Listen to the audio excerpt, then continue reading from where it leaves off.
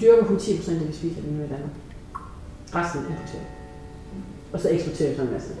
Så det, jeg har tænkt, der skal ske i dag, det er, at jeg har samlet en masse med, hvad det er, vi har på markerne, vi skal op og kigge på.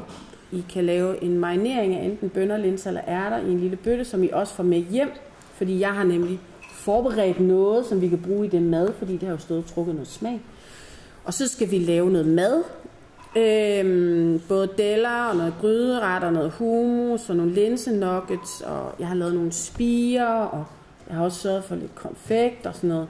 Og så skal I have noget med hjem også, ikke? Nogle produkter med hjem, og I skal jo bare spørge og bryde ind og sådan noget, ikke også?